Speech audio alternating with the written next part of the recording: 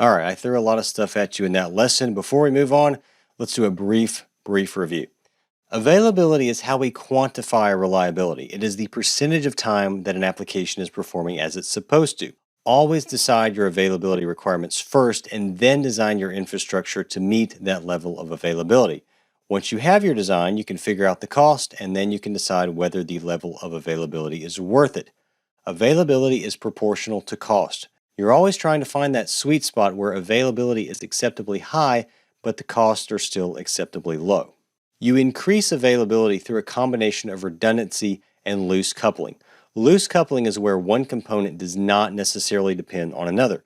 Instead, one component depends on a collection of redundant components.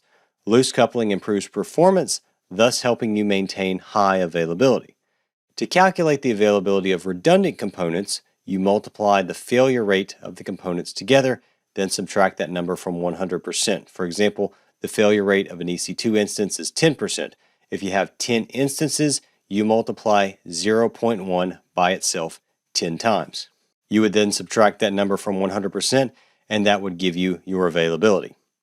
To calculate the availability of hard dependencies, you multiply the availability of the necessary components together. For example, if you have a database tier, an application tier, and a web tier, and all three are required for your application, then you need to multiply the availability of each tier together, and that will give you the overall application availability.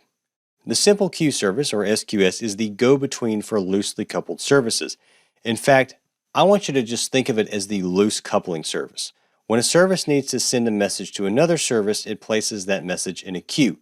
The other service periodically polls the queue, and if there's a message there, it will grab it up out of the queue. The Elastic Container Service, or ECS, lets you easily deploy microservices using Docker containers. ECS can make deployments and updates a lot easier, and it can help you improve availability by running multiple containers on a single EC2 instance.